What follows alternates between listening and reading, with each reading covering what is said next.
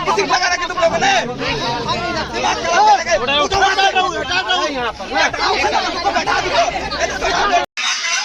भीड़ है, गजब का भीड़ है। ट्रेन का है सीन, रेल का है वीडियो, सब कुंभ जा रहे हैं।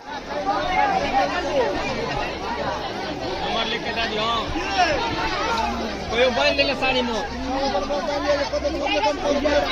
और महिला को याद करके दे दियो।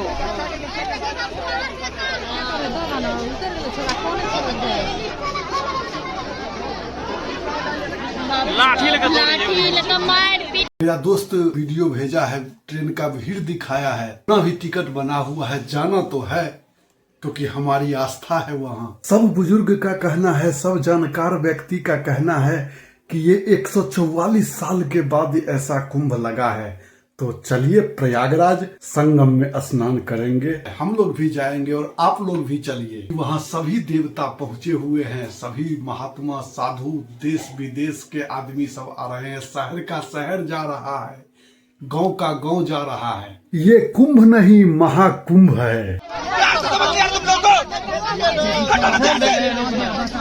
किसी लगा रखे तुम लोगों ने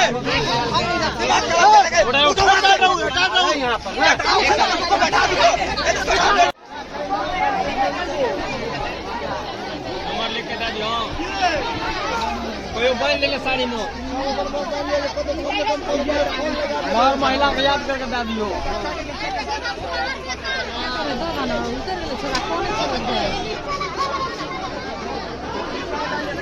लाठी लगा मार पीट